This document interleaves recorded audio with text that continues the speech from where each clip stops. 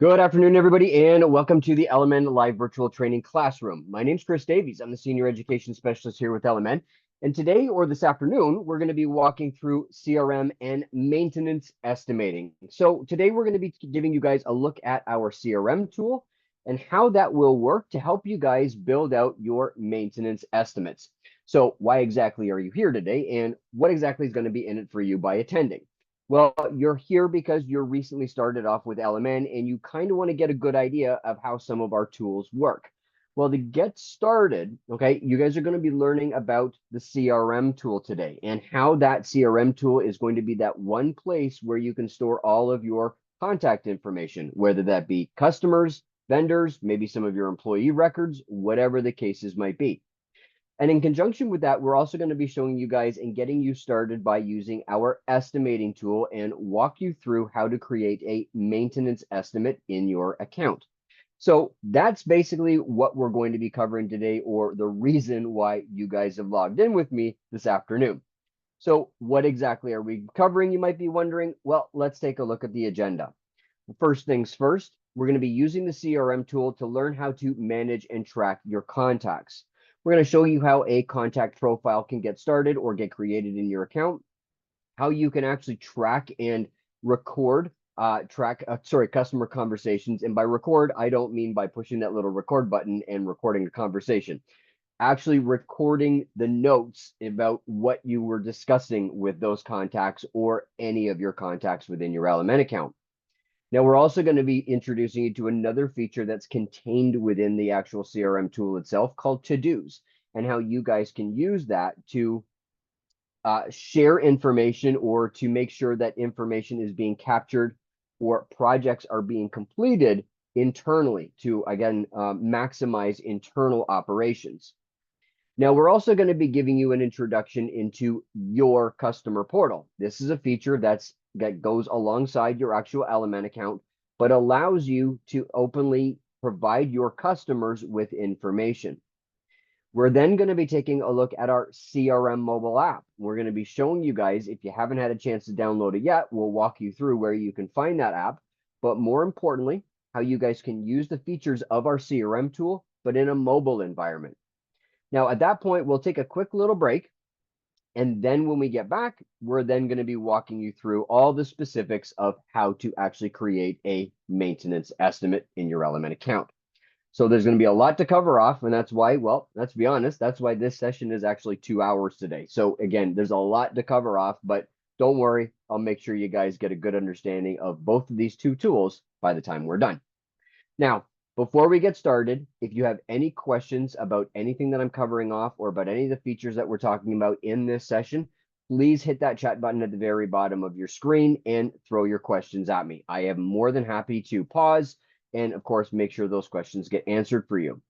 Now, the information that I'm going to be walking you through, or I guess the sample material that I'm going to be walking you through, might look a little bit different than what you've got in your own accounts. And that's because, well, essentially, we are two different landscaping companies. So my information is not going to be exactly what you have, and your information is not going to be exactly what I have. And as we're going through some of the settings and getting ready to start using some of these tools, I'll be walking you through on how to get them set up. So if you feel like working alongside me and setting up your own account with these settings, feel free. And if you get stuck anywhere, let me know. Hit that chat button. Now, additionally to that, at the very bottom of your screen, you guys should also see a little reaction button. So from time to time, I may ask you if everybody is ready or if you're ready to continue on to the next portion of our training. So you'll notice a little thumbs up button or a little thumbs up icon. So just to give you guys some practice, hit that little thumbs up icon to let me know that you guys are ready to start learning about these two tools that are available in your LMN accounts. All right, perfect. See, you guys can follow instructions. All right. No, so I appreciate that, everybody. And of course, like I said, from time to time, I'll ask you to hit that little button just to make sure you're ready to carry on. All right. So what exactly do we need to start with first? Well, to start learning about some of the tools, or I guess these two tools that we're going to be covering off today, we want to start with the CRM. Now, the CRM tool in LMN is very important, but you probably want to get a good idea as to what exactly is it. Well, the CRM tool in LMN is basically like a digital Rolodex, if it were. So, if I may be dating myself a little bit, but reality is, okay, we all remember that Rolodex, right? We used to have them on our desks and so on and so forth. Well, maybe you did. I didn't, but I know what they are. More importantly, we want to get all of that contact information not only in one place, but also make it available for everybody in your company that has access to your LMN account. So this will help you to track your leads to help you build strong relationships with your customers. The CRM tool will allow you to make notes about any of the contacts that you guys add into your CRM or into your LMN account. And of course, this information is available to everybody. So although you may not be available when a customer calls in, well, the information can be there so that somebody else can accurately assist that customer when they call in, all right, or follow up with them when they call in, and you have to make that outgoing call. Whatever the cases might be, all the pertinent information that you guys need to deal with any of your customers, it's available to you and it's stored within your actual CRM. Now, this will help you to retain or manage those customers. So again, by capturing all of this information and using LMN or the CRM tool as like a virtual storage area, you guys can save everything: conversations, emails, files, documents, renderings, all of that information can be saved in the CRM. And of course, this makes it accessible or available to everybody else that you work with. So you may be the operations manager, but the salesperson may need to know some specifics about that contact. They can see that information by logging into the CRM and viewing that information for themselves. It is shareable or available to everybody. Now, the CRM can also be used for operational efficiency by creating tasks. So just like your crews in the field will be using tasks to track their times on job sites for maintenance projects, well, they can also be used internally as tasks for maybe follow up with a customer or received a phone call from the customer they'd like to call back, and so on and so forth. So again, this is one place, one area where all that information can be stored. And of course, as operations managers or as owners of your landscaping business, reports are important. So you want to be able to report on your contacts. Maybe you also want to report on your estimators, your salespeople, whatever the case may be. So included with your LMN subscription is a vast array of CRM reports that you guys can extract at any given time regarding the information that you need. Now, that's basically some of the main reasonings as to why you guys should use the CRM and a good overview of what the CRM tool actually is. But that's not the only piece that's available for you and with your customers. You also have our customer portal. The customer portal is a professionally customized area for you and your customers. So this allows you guys to provide a little bit of, well, transparency, if it will. You want to show your customers some visit information, when you were there, what you did, maybe some images of what the property looked like before and after, and so on and so forth. This customer portal will allow you to share that information. It will also allow you to share your visit schedule with your customers. So as you guys learn about our scheduling tool in LMN, the information about the jobs that you are scheduling will automatically populate in the portal for your customers and give them a good idea as to the next visit, what you're going to be doing. And of course, the actual visit history, what you did when you were there, how long were you there for, what time did you get there, what time did you leave, and so on and so forth. So all of that information is available. This will help you guys to improve your overall customer service because now your customers don't need to pick up the phone or send you an email to get that information. It's kind of like a self-help type situation where they could basically just log in and get that information automatically, which in turn could potentially help you guys to reduce your overhead. So now rather than maybe dedicating an individual on your team to simply answer phones all day, well, maybe now you can share that task with anybody who's available. And of course, allow them to focus on the other things that drive your overall business. Now, in turn, the customer portal will also allow you guys to get paid easier. So in week 2, you guys are going to be learning more of the operational side of how LMN works, including how you guys can invoice your customers. Well, invoices can be actually published or sent through our customer portal via email so that your customers receive them quickly. And more importantly, they can pay them quickly, right? So again, there's no more snail mail, right? We want to get away from that, although we love the US Postal Service or Canada Post, wherever you guys may be hailing from. But more importantly, okay, we want to increase, okay, your overall efficiency. We also want to increase your overall cash flow processes, right? So again, the portal will allow you guys to get paid faster and a lot easier moving forward. So let's jump into the CRM tool together. Okay, we'll use our LMN account, but before we do, just want to make sure if anybody has any questions, they hit that chat button at the very bottom. Otherwise, if you're ready to start learning about your CRM, again, give me that little thumbs up and I will jump in.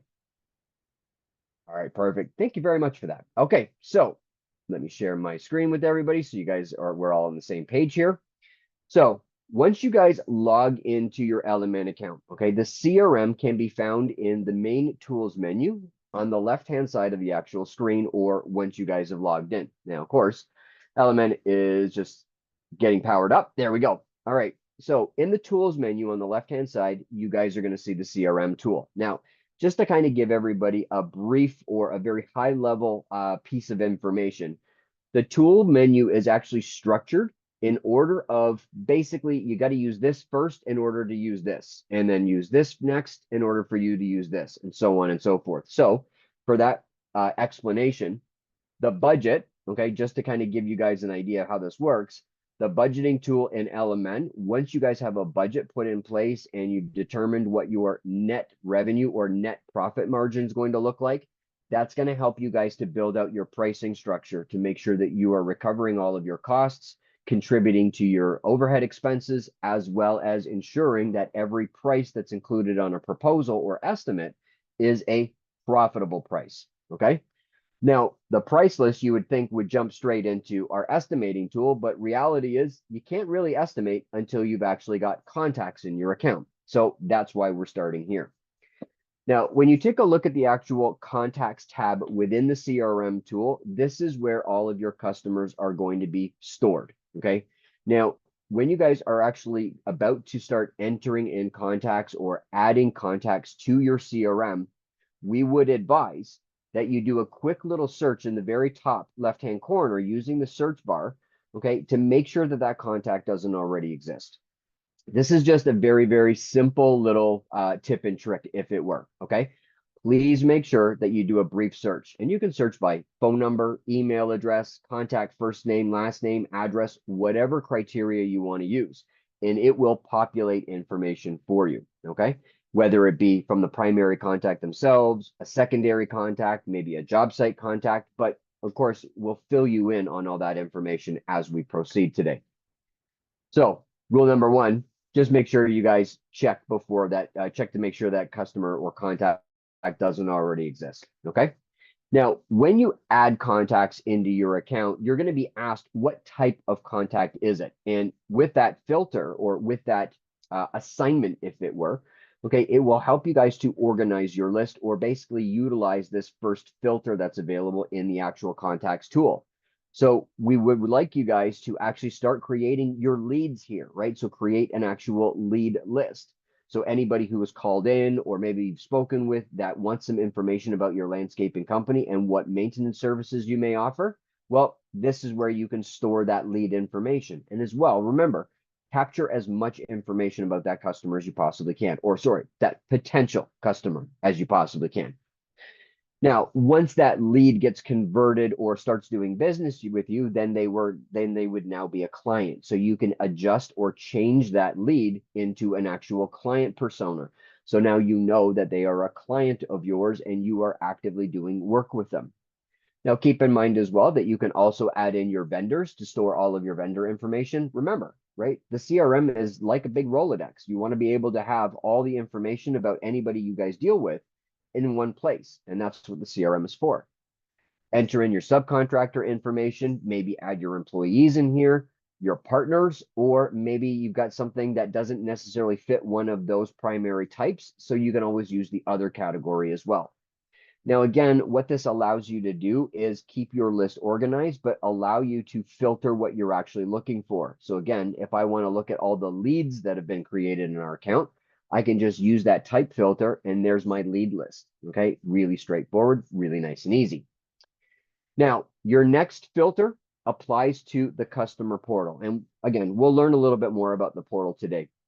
But this filter will allow you to see which of your customers are actively engaged with your customer portal and which ones are not. Now, we do understand, and everybody can kind of understand or realize that not every customer that you guys are going to be dealing with are going to be self-motivated or want to self-help themselves, right? Again, it might be age, it might be personal preference, it may just be overall computer literacy, whatever the cases might be. But we all know that some customers will use the portal, some will not. And in that case, you can filter and be able to organize your lists based on those that do and those that don't. Really simple. Now, your next filter applies to tags. Now, tags allows you guys to group customers and keep them organized, but your lists may not look like mine, right? Mine has a lot of options, or I do have a lot of tags built into my account. So in that case, if you guys want to start organizing your list the way you want it organized, you might want to start creating some tags in your account. So if that's the case and you are interested in creating tags in your account, you're going to jump down into the settings menu in the bottom left-hand corner of your screen. And under the CRM tool, you're going to start looking at tags. Okay. Now, tags essentially, okay, without beating around the bush or making this complicated, tags are essentially labels. Now, I know we don't like labeling, we don't like being labeled, but reality is that's what they are. Okay. It allows you to group contacts into sub lists, if it were, right? Or smaller lists. So you have the options of creating lists for maybe residential customers versus commercial customers, residential maintenance customers versus commercial maintenance customers, residential design build customers versus commercial design build customers, and so on and so forth. Now, tags, just so everybody gets a good idea, this is not a one-to-one relationship. It's not one tag per one contact. Okay. It's actually quite different. It's one contact could have as many tags as necessary. So for instance, if you guys were going to add me, okay, into your CRM, I could be a residential contact. I could also be doing maintenance work with you. So I would be tagged under your residential maintenance tag, as well as I do design build work with you, residential design build tag. And of course, maybe I do snow removal work with you, snow removal, residential, right? And so on and so forth. So one contact could, in theory, have 4, maybe 5, maybe 6 different tags associated with them. But again, it's just a way for you to be able to create smaller lists so you can keep yourself organized. Okay. So that's creating tags. Now you can create as many tags as you want in your account. There is no limit. Okay. To create a tag, click your add new button on the top right hand corner, enter in what you want to name that tag. Or if you don't feel like being creative, use one of our recommended customer tags. And again, if you want to add one of these into your list, feel free. Just click that little checkbox and it will get added into your tag list for you, right? So it keeps things really very, very simplified. Now, if I go back to my CRM contacts page, we can now kind of look at our next step or our next filter, okay?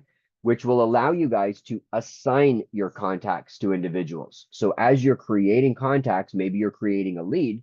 Well, maybe that lead needs to go to the individual that is in charge of your sales division or your sales department, okay, whatever the case may be. Or maybe you have a sales team, okay? Whatever the case is, you do have the ability to assign that contact to any individual that you so choose.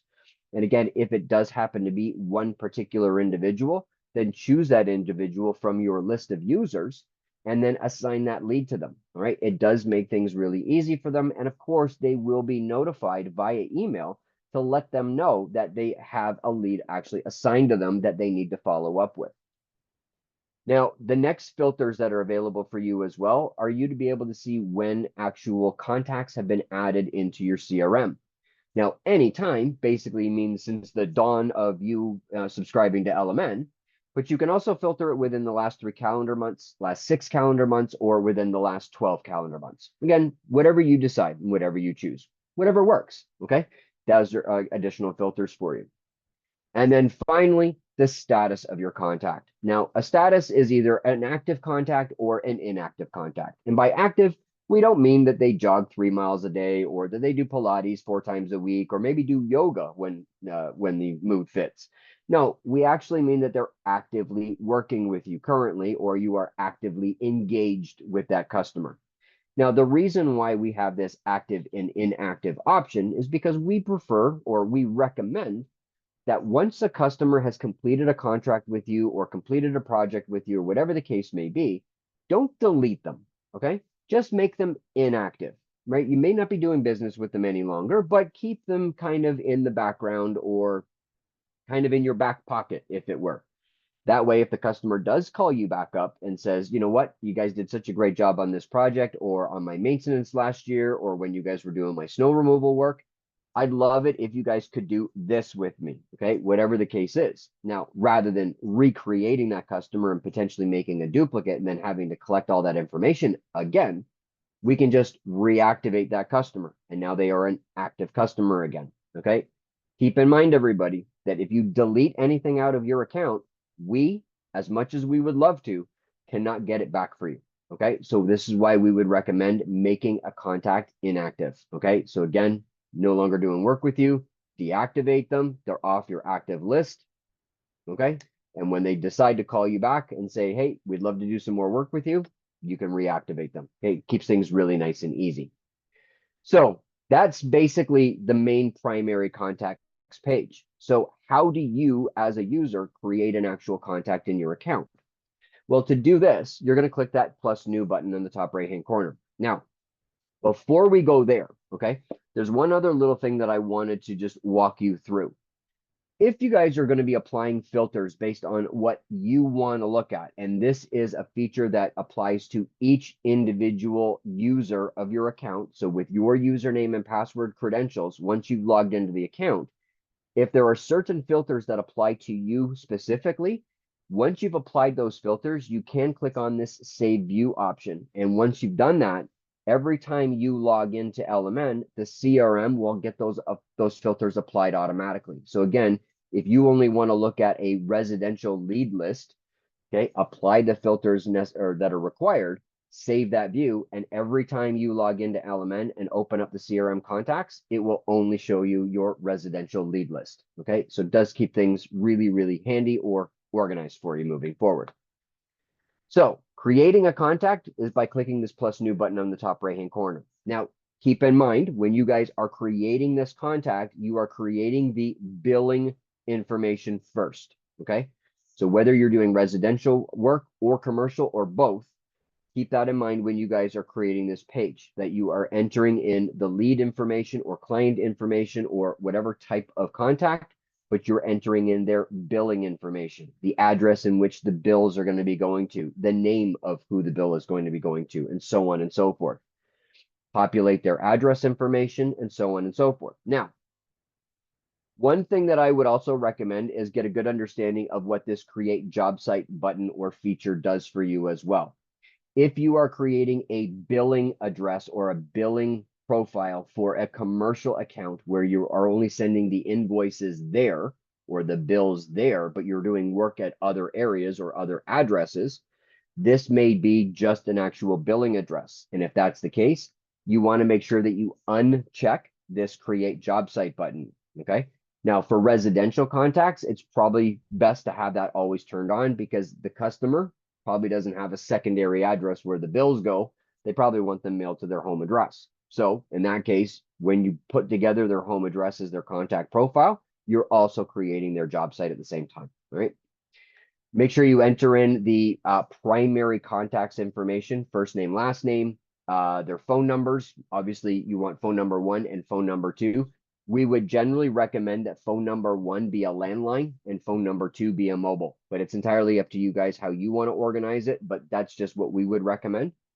The main reason is because the next option allows you to use the SMS feature that's built into LMN to allow you to send SMS notifications to your customers. And if that's the case, you want to ensure that you follow a overall process to say landlines are phone 1, mobile phones are phone 2, okay? And that way, when you're allocating which number to send that SMS message to, okay, it's always going to be to phone number 2, okay? So keep that in mind. And again, it's entirely what you guys decide, but that's just a recommendation from us here at LMN.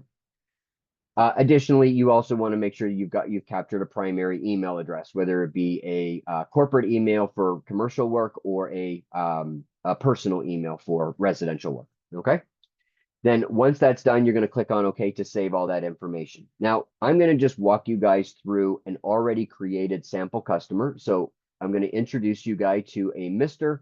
Mark Johns. Okay, and this is the gentleman that we're going to be using for estimating for jobs and so on and so forth over your live virtual training sessions for the next 2 weeks. So Mark Johns, okay, or the Johns residence in this case, is at 107 William Booth Avenue. It's a job site as well as the actual billing address. And of course, this is in Newmarket, Ontario, Canada. Okay. This is not an archive customer. We are currently working with Mark.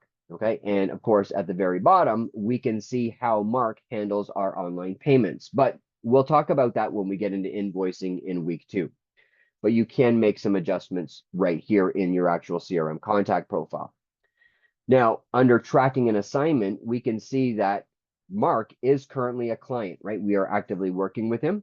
We have classified him as a residential customer, and he is assigned to LMN Academy, right? Which is basically the universal login that myself and some of my colleagues have so that we can log in and, well, walk you guys through LMN. Next, we can see how Mark was referred to our company, and we can add in some notes about that referral. Now, you may notice as well that you have a drop-down menu where you can select referral sources so that you guys can determine how your customers are finding your landscaping company, whether it be through the trucks while they're in the field. Maybe you guys have done some promotional work through radio or through TV or through print ads, whatever the case may be, maybe online through social media. But you want to be able to capture that information. So to create additional referral sources in your account, you need to go back into the CRM settings menu. And under here, we need to start capturing different referral sources. And again, you guys could have a bunch. Maybe you've only got a few. But again, you want to make that, create that list in your account. The same way that you guys created your tags, click that Add New button and enter in your referral source, or again, choose from our list of suggested. Again, very, very easy. Okay. So once that's done, we can go back into our Mark Johns profile, and I'm just going to use a little shortcut by pressing and holding the back button so it opens up where I've been. Okay, so we know that Mark heard about us through a brochure that we were leaving around, and basically it was our September brochure. Now next, we can now tag Mark, all right? And again, we can put Mark into different buckets or different groupings in our overall CRM contacts page. So in this case, Mark does commercial maintenance with us, design build work, maintenance work. He's also one of our top 3 customers, and so on and so forth. So again, there's no limit to how many tags you create, and there's no requirement on what kind of tags you create, right? Again, whatever works for you, and you can apply as many tags to a customer as you need to, okay? Now, further from your actual primary info page within a contact is an area where you can add in additional contacts. So Mark's wife, perhaps, or maybe even in this case, Mark's brother. Okay, we can add in their contact information as well. So I know that Mark is the actual primary contact. He is also our primary billing contact. Joanna, his wife, okay, can also be assigned to be a billing contact in Mark's absence. Okay, whatever the case may be. Joanna also has access to receive invoices from us as their landscaping company. But maybe Joanna doesn't want emails. And if that's the case, we can identify that Joanna doesn't want an email. And if we're going to send SMS messages to Joanna, well, we're going to capture that in the only phone number that Joanna's provided us, which by the looks of it is a mobile number. So again, we can basically assign the SMS feature, or at least the option, okay, to only send SMS features to the 647 phone number. And of course, you want to capture as many notes about Joanna or about that primary or that contact profile as you can. And the notes page will allow you to store all that information. Unlimited storage capacity, by the way. Okay, we're not going to limit how many notes you put in there. Okay, it's as much as you want. And if you want to make it bigger, just simply drag and drop the little right-hand corner and pull it down to capture as much information as you need. Okay, so again, unlimited. To create a new contact, just click the new contact button in your account and just add in their particular information. It's very, very straightforward. Okay. Now, your next filter or your next tab is the job sites. So as you can see here, we do a lot of work in different areas for the Johns family, whether it be Mark's parents, Mark's property, Joanna's parents, Joanna's brother, Joanna's sister, whatever the case may be, maybe Mark and Joanna's brother.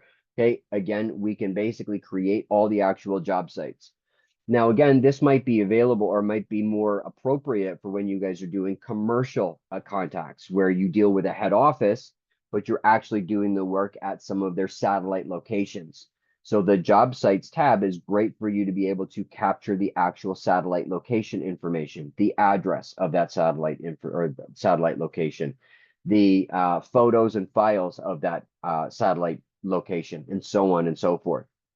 Now, under every job site listing that you guys create in your account, you have some additional options to this. So number one, we're capturing where the job site is, where it's located, but we can also have a job site files location. So for all of you guys using LMN at a professional or enterprise level, you have the photo and file feature available. And this is where you guys can store as much information about that particular job site as required. Again, images of the property, images of the building, images of the area, images of a parking lot or a driveway, okay?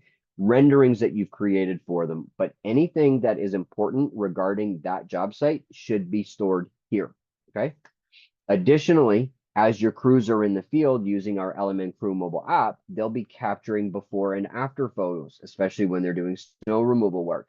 And those photos will automatically be populated in the actual timesheet photos section for you as well. So you'll be able to see that on November 7th at 9:30 a.m., we captured a photo of us doing some mowing, okay, when we were there.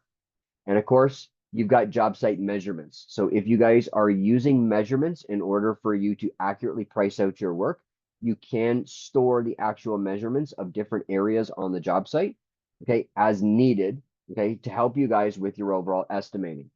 Now, this is the last thing that needs to get set up for your actual CRM tool in your LMN accounts. So in this case here, okay, go back into your settings menu once LMN does its little thing here. And now you've got your measurement types. Okay, so this is where you guys can create different areas that need measurements in order for you guys to price out your work. Maybe for mowing, for instance, to help you figure out how long it's going to take you to mow a certain area. Well, how big is that area in the first place? So again, we want to get all property or the backyard or bed edges and so on and so forth. So to create different areas of measure or measurement types, you'll click that add new button in the top right-hand corner, enter in what that measurement is and how you want it measured by area, by length, by overall count, or by volume. Again, it's entirely up to you. And if you don't feel like creating your own, you can always borrow from us. Okay, keeps it really nice and easy for you guys. Okay, so when we get back into our lead,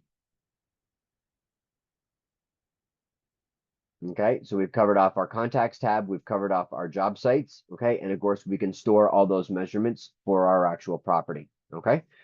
Now, your next tab is the estimates tab, and these are all the estimates that you create for this contact will be stored here, okay. So again, this is a quick way for you to be able to access any estimates that you're creating for any of your contacts, and this will be able to store all of your standard estimates for design build work or your service estimates for maintenance work and snow removal work. Okay, so again, all of those estimates will be available here for you.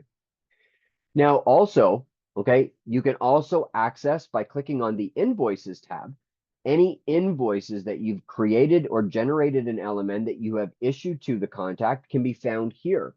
So if a customer calls you up and says, you know what, I can't find my invoice, or you're calling them to say, hey, Mark, you have an invoice that's past due. Okay, you can reference that. Okay, or if the customer's calling you up to make a payment, okay, against their invoice that they just received, maybe by credit card over the phone, whatever the case may be, this is an easy way for you guys to be able to find any invoices that have been sent to the customer. Okay, so again, click on the invoices tab. It will open up a list. You can select, you know, either the invoice group or select a date range of when that invoice was sent to the customer or when that invoice is due. And of course, you can also filter by the status of those invoices. Now, keep in mind as well that any of these columns that you guys find information under can also be filtered as well. So if I want to look for a invoice that may be in a low dollar amount, okay, I can click on this balance filter, okay, and I can filter my invoices from lowest, which is 0, right? These are the ones that are paid, to the ones that are highest. Or if I want to look at highest to lowest, again, click on balance again, and it'll go highest to lowest. Again, really, really simplified. You can also go by invoice number or filter by the invoice date, either oldest to newest or newest to oldest. Again, entirely up to you guys how you want to organize this, but that feature is available for you to be able to find any invoice that you've issued against a customer. Now, our next feature is the communication history. So as you are dealing or as you are speaking with your customers, please remember that this is an area where you can store all of that information, not only for yourself, but for the rest of your team. Being able to understand what the customer called in for, or why you spoke with them on the phone, or maybe it was an email that you're replying to, whatever the case may be, or maybe you're just adding a simple note about the customer. Okay. In that case, if you want to record that information, click on the new communication note at the top of your page. LMN will automatically date and timestamp that communication note. You just need to indicate what type of note will this be: a phone call, an email, or a general note about the customer or the contact. Enter in your notes into the field and then click on OK to save it in. Now, once you've done that, so if I were to put in here, Mark would like a maintenance estimate for his Irwin property, okay, I can record that note in here, click on OK to save it, and then of course click on Save Changes, and now everybody in the company will know that Mark called in at 2:42 p.m. on November 25th, okay, to actually get that information or to ask us for that actual estimate. Now, in this case here, we can now go over to our to feature, and this is where we can now request our estimators to create an estimate on behalf of Mr. Mark Johns. So in this case, I'm going to go to my to-dos tab. And when I get to my to-dos tab, or once LMN opens up,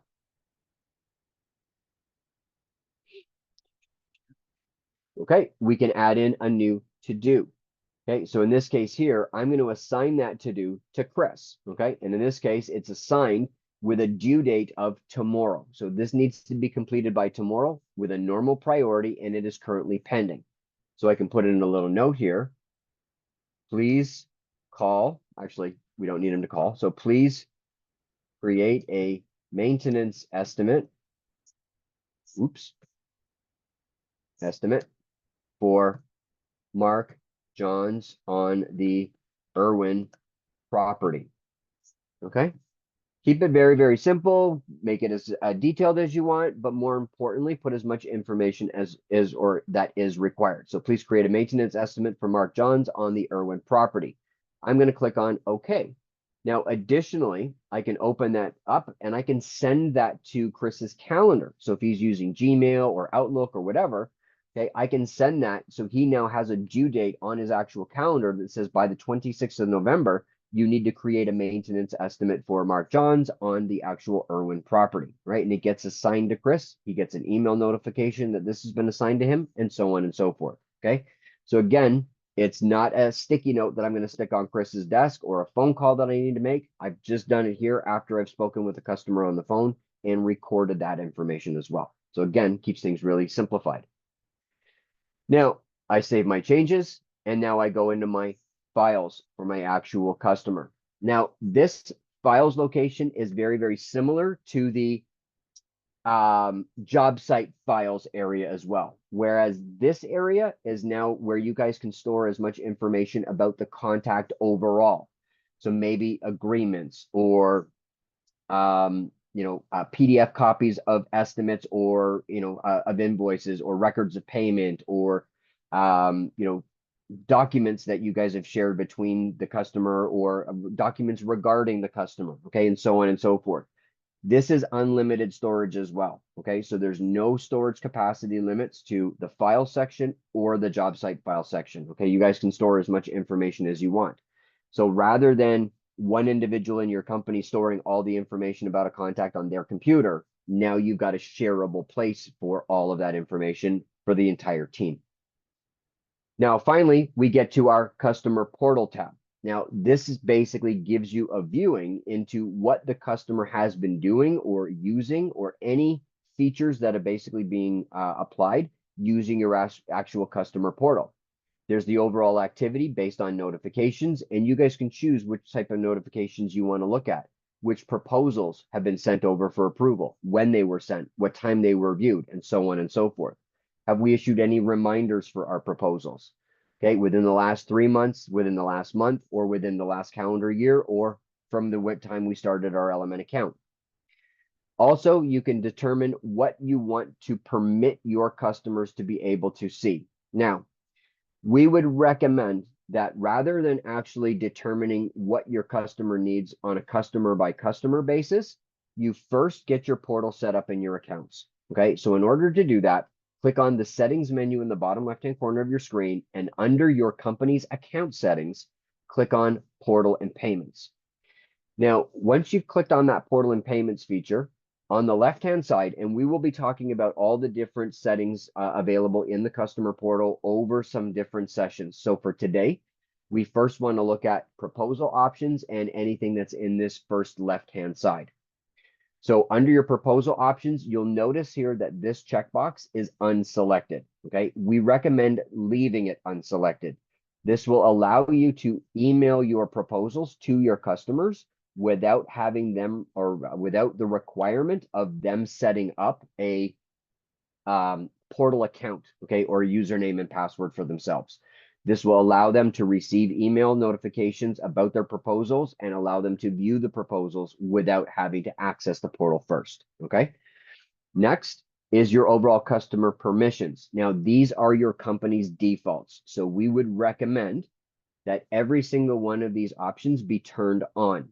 Okay, then at a customer by customer level, every feature is turned on, and you can decide that at that point which you would like to turn off for each individual customer. Okay, so in this case, I want all of my customers to get their scheduled information, when we're coming, what we're going to be doing, and so on and so forth. And additional to that, I want my customers to be able to see all of my actual information, the site history or the visit history information, what we did while we were there, what the GPS location of the crew was when they punched in, the crew notes that they left when they completed their visit, the weather information of what the weather was like while they were there, what equipment did they use, the time that they punched in. We will always, always, always provide the customer the time that you left. It's just a matter of, do you want to show the customer the overall duration of the time spent during that actual visit? When it comes to maintenance work, you're going to be completing services like a mowing service or a bed maintenance service or a fertilization service, and so on and so forth. So do you want your customers to know what service you completed while you were there? The timesheet photos that your crews captured while in the field, before and after images. Maybe something got damaged, or maybe something was damaged before they got there, okay? And they captured that just to let the customer know. Whatever the cases might be, you want to be able to show that to your customers. And of course, any comments that they leave with those photos. Now, down the very bottom, this applies more to commercial work, where again, you're dealing with a head office, and maybe that head office individual or that primary contact at that office wants to know when you visited one of their satellite locations. So this feature, or this field down the very bottom, allows you to color coordinate your overall visit history with any of those satellite locations. What location was serviced within the last 24 hours, within the last 168 hours, or 7 days, or the last 336 hours, or within the last 2 weeks. Okay, again, the customer, when they log into the portal, they'll be able to see a dashboard of all the sites that you guys have been contracted to clear, and they'll be able to see, based on the color coding, which ones were serviced and when. Okay, so that's it for what we need to really cover off here today. But again, remember, okay, once you've set up the company's defaults, you do have the option, okay, under the actual contact details for that actual individual, you do have the ability, okay, to determine what you want that customer to be able to see or not see. Okay, so again, you can turn certain features on and off, right? Keeping things really, really very straightforward. Okay, so guys, that is essentially our CRM in a nutshell. Okay, so the best practices around using the CRM tool in your LMN account are as number one, capture as much information or details about your contacts as you possibly can. Number two, always make sure that the contact doesn't already exist by using that search field. Okay, search by first name, last name, address, email, phone number, whatever the case may be, making sure that they do not already exist. Use the communication history to capture any communication you've had with the customer, whether it be email, phone call, or just a simple note about the customer. And then use to-dos to streamline your overall internal processes. And finally, use our customer portal feature, okay, to give your customers easy access or be transparent with the information that you guys have been contracted to do with your contacts. Now, that's basically the CRM for our desktop, but we do have a CRM mobile app. So if you haven't had a chance yet, please go to your app store, whether you guys are using Android devices or iPhones, or iOS, okay, and download our actual CRM mobile app. Okay, the CRM mobile app essentially looks something like this. And I'm just going to share my screen with you guys again so you can see what I'm doing here. Okay, so the CRM mobile app basically allows you guys to take your CRM on the road with you, right? So if I go into my work stuff folder and I open up the CRM mobile app, okay, when I first log in with my username and password, this is now my credentials or anything that's important to me, okay? So I can see my current estimates, how many I've got open and pending, how many I've got sold, and how many that I've lost, okay? I can't actually see the estimates themselves, but I can kind of get an overview of how I'm progressing. Additionally, I can see our to-do dashboard where I can see by date, or I can filter by oldest to newest or newest to oldest, right? So the to-do that I just created and sent to me, I can see that I can create a maintenance estimate for Mark Johns on the Irwin property. That's what I've got to do. Now, additionally, I can see my actual contacts as well. All the contacts that are created in our account or the ones that are assigned to me specifically. And of course, I can filter this list by leads, by clients, by vendors, okay? Keeping things really nice and straightforward. Now, if I wanted to look up Mark Johns, all I would need to use is the actual search field and just look up by clicking on or entering in the actual John's name and clicking on the magnifying glass or enter. Oh, I'm getting all the Johns, right? So there is the actual John's residence. Okay, so I've got the actual billing address. I've got all the contact profile information, Mark's email address, a phone number that I can send text messages to, and of course, call. I've got all the job site information. So if I want to put together an estimate for the Irwin property, I would need to go down and search for the actual Irwin property or Irwin job site. Okay, and I can see that it's job site number 10. So I can look at 638 Irwin Crescent and get GPS mapped over there if I don't know what it looks like. Okay, additionally, within there, I can click on the actual job site information and I can see any design specs or any files and photos that have been uploaded to the Johns property. Okay, if I want to add in any more photos, I can click the attach files button and I can upload from my photo library, take photos from my camera, or just enter in some particular notes. If I want to add in any notes, I can click on the little pencil icon at the very top and enter in any information or any notes that I want to make about the property. Okay, keeping things really straightforward. Okay, now additional to that, I can see any communication that's been had. So I see that there was a phone call at 2:42 that Mark would like a maintenance estimate. And of course, I can see the to-do that was been created, oldest to newest or newest to oldest. Okay, very, very straightforward. And of course, finally, any files related to this contact. And additionally to that, if I want to upload any more files and photos to the actual contact profile, I can do so by clicking the file button down here. So you guys don't need to write everything down on a notebook or on a piece of paper and potentially lose that information. You do have the ability to record all of that information and all of that data, okay, in our CRM mobile app. And all of this is instantly available in the actual CRM in the desktop application as well. So again, This makes things really, really easy for everybody to stay connected and all the information to be available to everyone at any given time. Okay. So that's basically our CRM mobile app. So essentially, whatever the desktop software or the desktop CRM can do, pretty much the actual mobile app can do as well. All right. So if there are any questions about our CRM mobile app, please feel free to hit that chat button at the very bottom of your screen and let me know, or throw them at me at any given time. But while you guys are doing that, I actually have some questions for you. So if you don't mind, just go through these 3 questions, okay? Multiple choice, so it makes it really, really easy, okay? But just give me some information as to what you've learned when we walk through our actual CRM tool today, okay? To recap what we've covered off, we walked through the actual desktop CRM tool together and showed you guys all of the different tabs that are available and what each tab basically does and why it's used. And of course, then we walked through our CRM mobile app and showed you guys how you can take everything that the desktop feature offers, but basically on the road with you in a mobile device. So you don't have to take a laptop with you everywhere you go, right? Basically, you can record all the information in our actual CRM mobile app as well. So that all being said, let's take a quick break. So we'll take about 5 minutes. So it's 2:56 now. So let's just say at 3:01, okay, or so, we'll get back and we will walk through our actual estimating tool and walk you guys through how to create maintenance estimates in your account with an understanding of how you're going to be using those CRM contacts. Okay, so go grab a coffee, grab a glass of water, answer those emails. Don't get stuck in the actual social media wormhole. All right. So we'll see you guys in about 5 minutes.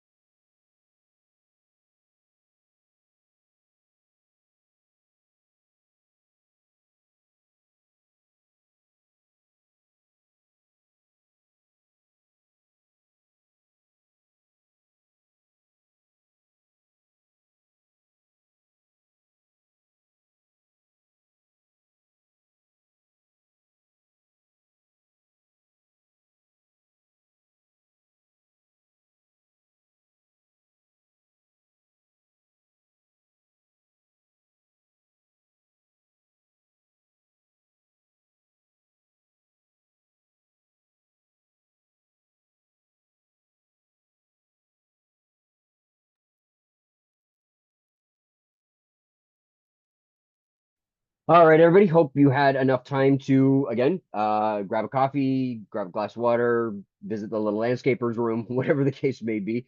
But now we want to start walking through estimating, and we want to kind of give you guys an idea of how that maintenance estimating tool works.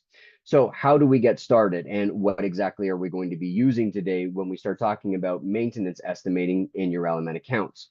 Well, we first want to start getting set up or putting together the overall settings that are required in order to make estimating really easy for you guys or more fluid if it were. So starting to put together how your account is going to get set up to make estimating really, really easy moving forward. So let's jump into LMN together. And actually, before we do that, is everybody ready to start learning about maintenance estimating? So again, hit that little thumbs up button. Make sure that we're all on the same page.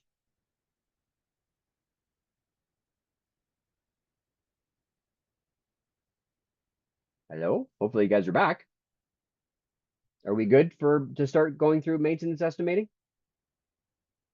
There we go. Thumbs up. All right. So everybody's back. All right. So when we start talking about maintenance estimating in our LMN accounts, where are we going to get started, or what do you guys need to really do or configure before we can get going?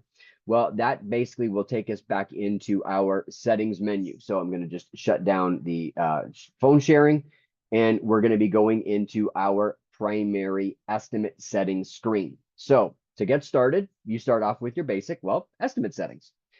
So your basic estimate settings are very, very simple, very, very straightforward to get set up, but it will enable you guys to automate a lot of the actual features of the actual estimating tool moving forward. So the first page or the first setting that you guys should be getting configured in your account is what estimate are we going to be using for what type of estimate that we're creating. Now, if you guys have created one budget for your company's account as a whole, right? One operating budget for your company, you're going to select that same budget for both of these options, okay? Standard estimates, just so everybody gets a good idea, standard estimates are used for design build or installation, or what we like to call non-recurring or non-repeatable work. And service estimates are used for maintenance or recurring or repeatable work, right? Weekly mowing visits, or a fertilizer application every 5 weeks, or a bed maintenance visit every month, okay, and so on and so forth. Okay, that is a service estimate, and that's what we're going to be talking about today. Now, additionally to that, if you have created an operating budget and have split that budget into what we call smaller or divisional budgets, so you've got one budget for all of your installation or design build work and another budget for all of your maintenance work, you do have the option to select individual budgets, okay, for individual types of estimates, okay? Now, for the most part, okay, more than likely, you've got one operating budget that encompasses everything for the entire company. So just make sure you select that active budget for both of these two options, okay? Now, the next feature or the next setting that needs to be done is your default estimate naming convention, or how you want to set up the titling for your estimates as they're created.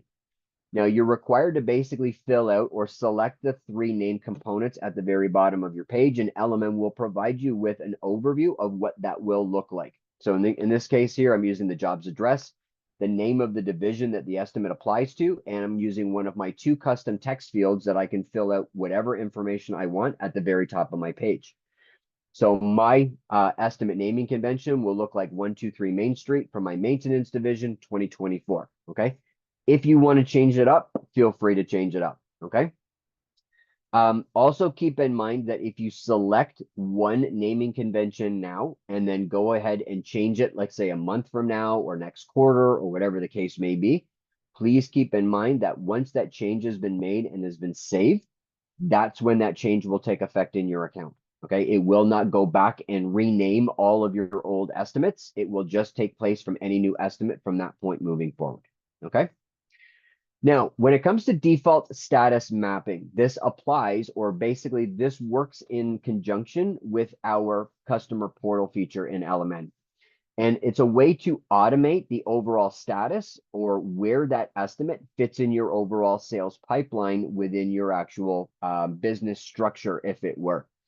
So in this case here, I've got two options for standard estimates and two options for service estimates. So again, a standard estimate, when the customer says yes or agrees to it, it will automatically come back to me saying sold. If the customer says no and rejects my proposal, it will come back to me as being lost. I've lost the revenue for that actual project.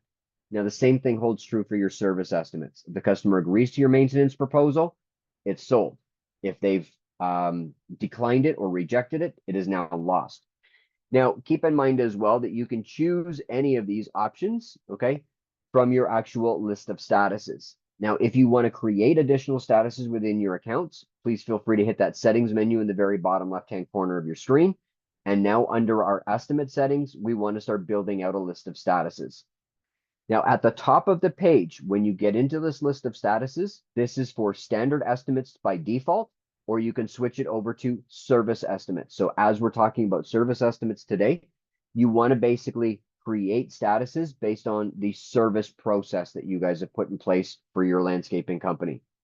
So anything that's currently in progress, requires a customer's approval, due for renewal, awaiting subcontractor pricing, okay, it's improved internally, waiting on the CEO's signature, and so on and so forth. These are all still pending, okay? This has not been put in front of our customer yet. It's still open, okay, not completed. If the customer has agreed to it, or it's been exported over to our QuickBooks account, or it's been exported and a job has been created, okay, or we need to create a job for it, okay, these are now all sold statuses of that estimate. And then, of course, at the very bottom, we've got ones that are estimate lost, or it's been internally approved, whatever the cases may be, okay, we can associate that with that phase or that area within our pipeline. Now, if you want to create more statuses in your account, click the Add New button up in the top right-hand corner and enter in what that status is. And then, of course, decide where in your overall sales pipeline does that status fit, okay? So if it's any kind of status that means, requires internal review or waiting for approval or whatever the cases might be before it's presented to your customer, it is still a pending. Okay, it's then once the customer has agreed to the proposal or rejected your proposal, whether it's going to be sold or lost or whatever nomenclature you guys want to use. Now, keep in mind, you can create your own, or again, you can feel free to use any of the ones that we've pre-populated in a list, okay, and just add them into your account by clicking on the little checkbox moving forward, okay? But as well, keep in mind that if you want to group your statuses together by phase of your pipeline, all you need to do is play around with the little numbers in the left-hand column, and it will reorganize those statuses into whatever order you need them to be in. Okay, so again, just play around with the numbers on the left-hand side, and you can reorganize your list as you see fit. Okay, so that's basically our estimate settings, right? We've completed our budget allocation. We know how our estimates are going to be named. And now we know that our service estimates are either going to be create job, or we're just going to say that they're sold, okay, whatever the case may be. And anything the customer says no to are going to be considered lost, okay?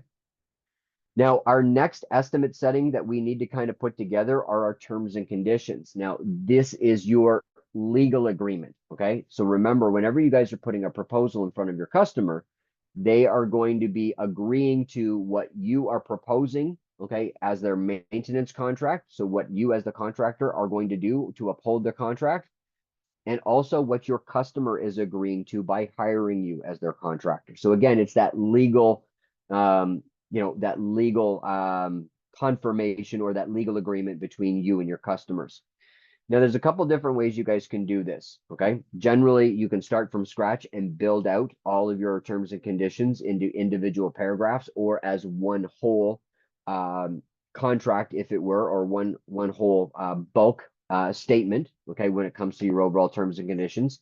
And to do that, you'll click the Add New button in the top right-hand corner and enter in what that term and condition name is. We would generally recommend breaking it into smaller paragraphs or smaller groupings based on what that agreement is for.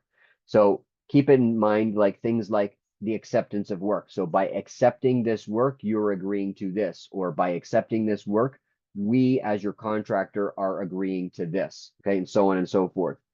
How you maybe facilitate change orders, or what's excluded in your contracts. How do your payment terms operate, okay? What do you consider under general warranty or acceptance of work? Okay, and so on and so forth. Now, as you're creating these smaller paragraphs of text, you can decide on whether that's going to be available for both types of estimates or if it's to be used as part of a customer description. Now, to keep things really simplified for you guys, anything that's of a legal agreement nature, you would make sure that you are checking off when you're creating it, that it's going to be available for a standard design build estimate or a service maintenance estimate and not an actual customer description. Okay, so just kind of keep that in mind. Customer descriptions, okay, can basically be used to give your customers a description of a particular service. Maybe why should they choose a mowing service, and maybe what do they get if they choose the mowing service from your landscaping company? Or if you guys are doing bed maintenance or fertilization, why should they do it and what do you provide? Okay, again, just a little overview of what that service is and what they get. Okay, so things like fall cleanup. Okay, a thorough fall cleanup includes pruning, protecting plants, and clearing drainage area of debris. Okay, very, very straightforward. This is what our service includes. Okay, if you look at your fertilization, okay, same kind of idea. Fertilizers supplement essential nutrients in the soil. Okay, here's our actual application process. We test the soil, we establish the fertility levels, and so on and so forth. Okay, this is what your customer gets.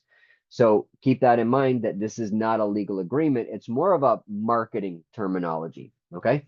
And again, you guys can create as many different ones as you want, and you can keep them in order by name or by which groupings you want to put them in, by either standard estimate or by service estimates or by customer descriptions. Okay. And always remember that you can always come back and edit any one of these at any given time as well. Okay. Now, to make this step even easier for you guys and to automate this even further for you, you can set up your defaults for your estimates so that every single time an estimate gets created, a certain grouping of terms and conditions automatically get applied for you. So by clicking on the Setup Defaults button, and of course, noting at the very top, you've got ones for standard estimates and footers or service estimates and footers. We want to focus more primarily on the service headers and footers. So here, I'm just going to put in a brief little message as my header just to say why, thank you, okay, for considering us as the landscaping contractor of your choice. And of course, following that, I'm going to check or select from my individual paragraphs that I built into my account what order I want those to fall into when it comes to putting together my term and condition contracts, right? So my acceptance of work, procedure for extra work and changes, what's excluded, what are our payment terms and conditions, warranty and tolerances, and so on and so forth. Okay. All of that will basically be provided to my customer automatically the moment I click on a new service estimate. Okay. So again, it just eliminates that requirement for you guys to have to remember everything. Okay. Again, let's automate as much as we possibly can. Okay. So our next setting, now that we've covered off our basic settings, terms and conditions and statuses, are our divisions. So what I would recommend that you guys do when you're setting up your actual divisions in your account. Now, you should already have 3 essential divisions already set up when you first get started with LMN: design, build, maintenance, and snow and ice. If you want to start diversifying your work a little bit further or including maybe other divisions within your company, feel free to do so, and you can add them here. While you're doing this, okay, we do recommend that either on a secondary screen or maybe as a secondary tab on a one screen, if that's what you guys are using, you right click, okay, on the actual tab at the top of your page and duplicate it so that you've got 2 tabs, okay? The reason I'm suggesting this is on tab number 1, have your budget open, okay, if you have access to it. If you don't have access to it, then maybe work alongside the individual that does have access to it, okay? But the reason I'm telling you guys to do this or suggesting that you do this is when you're setting up your divisions, there's going to be some fields that are required to be set up, okay? So let's take a look at our maintenance division, for instance. So we're going to set up our maintenance division, or we're going to edit our maintenance division in our accounts. So the first question that LMN will ask you is, well, what is the sales goal of your maintenance division? So in your budget, if you look at the sales forecast for your maintenance sales, we know that our company is forecasting $675,000 in revenue for our maintenance division this year. So that's the number that I want to fill out here. Okay. My second question is, how many labors are you going to allocate to your actual design build, or sorry, your maintenance division? So again, within our actual budget, I can go down to my field labor, and by identifying the personnel that are going to be doing my maintenance labor this year, I can identify how many labor hours we are going to allocate to our maintenance division this year. So by doing all of these figures and working out all the math, I know that we're looking at 9,800 man hours of labor is going to be dedicated strictly to our maintenance operations this year. Okay. So hopefully everybody with me so far? Thumbs up if you guys are with me. Perfect. Okay.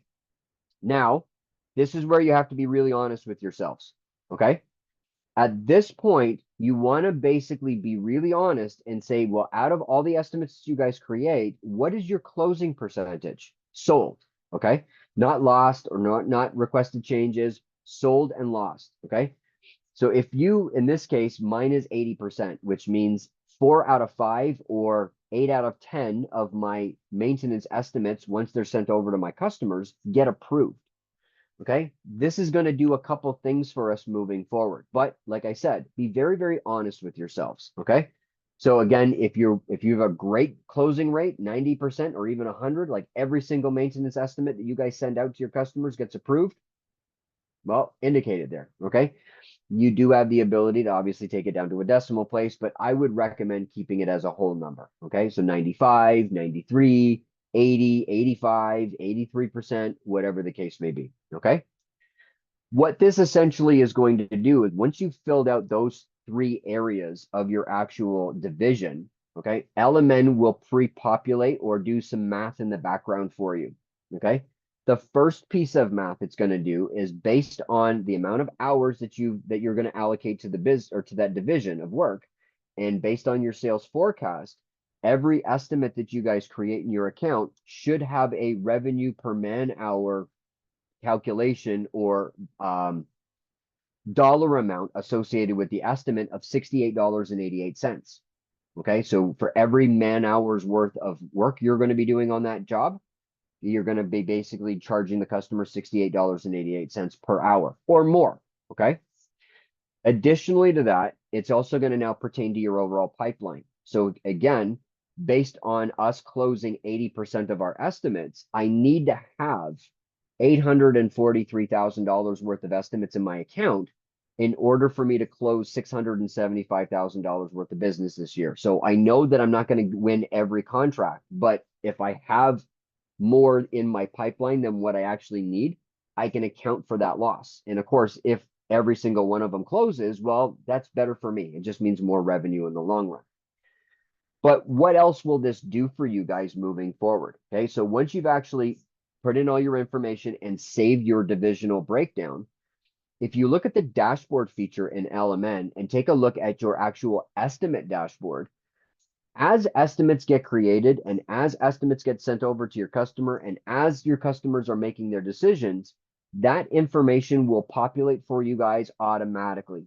So here under my maintenance division, I know that we've got a sales goal of 675,000, an estimate goal of 843,000, and I can see that we've sold $622,000 worth of estimates so far, and we've sold 6,700 man hours of labor so far. Okay, so again, all of this, okay, will be kept track of automatically in the back end the moment you assign a division to the actual estimate. Okay, so again, this is a great tool or a great feature that you guys should be checking with monthly, quarterly, at or even, well, I was going to say even biannually, but realistically, you want to be checking this on a weekly basis, okay? Or worst case scenario, at least quarterly, right? To see how you're tracking against your overall sales forecast moving forward, okay? So again, very, very straightforward, and you don't have to do any work. It's not like you have to take data from an estimate and move it over. It's all done for you guys here, okay? So those are your basic estimate settings in a nutshell. And I know there is one more, but we'll get to that when we actually start learning, when we actually start putting together an actual maintenance estimate, and that's the cost codes, but we'll get to that in a few minutes, okay? So what exactly do we cover, or what are our best practices to help you guys get your estimating tool set up correctly? Number one, Set a default budget so you know that you're using the correct numbers every single time. Okay, the budget allocation or the budget setup basically ensures that your costing and your overhead recovery options are consistent moving forward with every estimator that you guys have working on your team. Choose a default estimate naming convention to save yourself some time. Okay, if you come up with a naming convention or a titling convention that works for everybody, you won't be distracted, or you won't have issues finding an estimate in your account belonging to your maintenance division or your design build division or to a particular customer. Okay. Now, essentially, these are one-time settings that you need to set up, but keep in mind as well, they may require updating on a yearly basis, okay? Especially your budget, okay? So keep in mind that you do need to go into your account and update your settings on a yearly basis to make sure that you are using your current budget moving forward, okay? So very, very simple, very, very straightforward, okay? So now that that settings is all set aside, we now want to start talking about service estimates for maintenance work. Okay, so what exactly are these? Okay, service estimates in LMN, what we're going to be talking about today, are used specifically for recurring work such as maintenance, mowing, bird applications, bed maintenance, spring and fall cleanups, anything that is property maintenance, you're going to be using service estimates for. If you do snow removal work, you'll also be using service estimates for snow removal work as well. Again, it's repetitive work, right? Hopefully not, but we all know that snow happens more than once, okay? So service estimates are what we're going to be using. And today, we're going to be putting together an actual service estimate for Mr. Mark Johns, okay, for that Irwin property, okay, where we're going to be doing mowing, where we're going to be charging the customer per season or included in a monthly contract. We're going to be doing fertilization, which we're going to charge the customer per application, and bed maintenance, which we're going to be charging on a more time and material or per hourly basis. So service estimates are not only used for recurring maintenance work, but it also allows you the option to do different ways of being able to bill out the services that you guys are going to be contracted to do for that actual customers. Standard estimates, you do not have that ability. Okay, it's not a weekly or per visit or per hour application. Okay, it is strictly milestone based, right? Deposit, project start, project completed, or however way you guys want to bill out your customers. Okay, so again, service estimates allow you that flexibility to do what we call either mixed billing. In this case is what we're going to be putting together today, or okay, different billing options, okay, for your actual customers. So let's jump into LMN and let's start walking through how you guys can create your actual estimates moving forward. So again, back into our LMN account, we want to walk you through how you're going to get started. Well, basically, the estimating tool is just that. It's a tool in your LMN account. So we can go into our estimates, and the first page that we can look at is your overall estimate list, okay? The estimate list is a combined view of all estimates that have been created for your account, okay, or within your account. And of course, you can filter by the date, the contact, the type of estimate, and so on and so forth along the top here.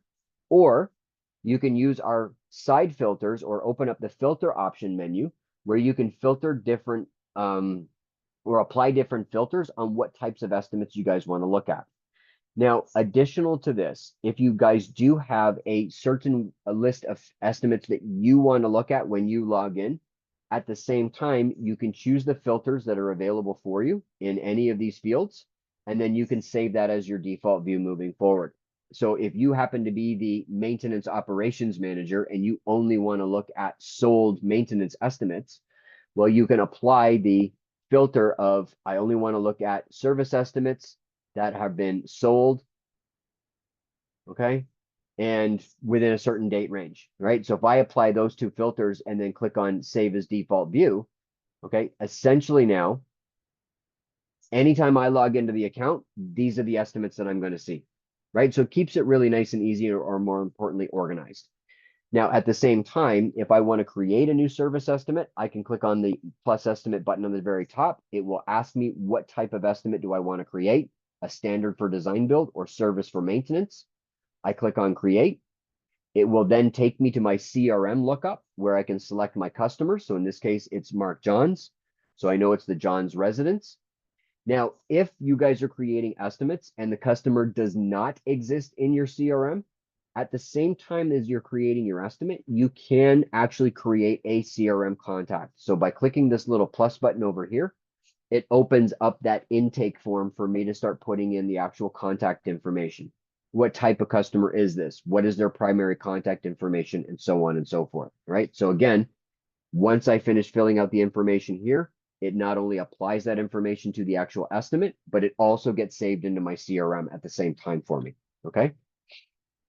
So that's method number one, okay? Once you filled out all these particular fields and click on create, well, your estimate will get created. That's method number one.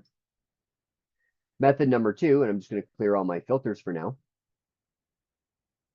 Okay, and save that and close that off. Method number two is going into your service estimate list. Okay, so now this is a list of only service estimates with some filters along the top. And again, if you want to apply those filters, it does not allow you to save that view, but it will allow you to filter the list so you can show all the actual service estimates that have been sold by filtering the actual status field. So again, same overall principle, okay? I can see all the actual sold estimates. Now, additionally to this feature, okay, another feature that's really cool that you guys can actually use to your advantage is to see which estimate has actually been converted into a job already, okay? So again, we'll be talking about job creation for maintenance work in another session, okay?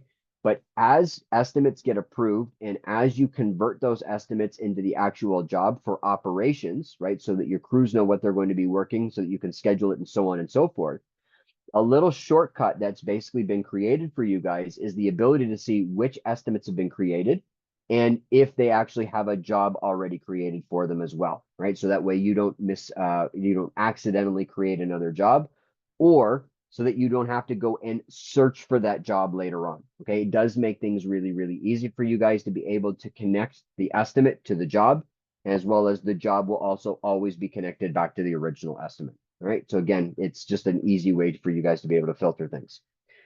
So if you want to create your jobs from the service estimate list, you can do so as well by clicking on the plus new. Now, in this case, we omit the first step where we don't need to select what type of estimate we want to create because we're already in our service estimate list. So LMN naturally puts together that you're creating a service estimate, right? So here, again, we're prompted to look up our customer, or we can create our new customer here as well, okay? Now, that's method number two.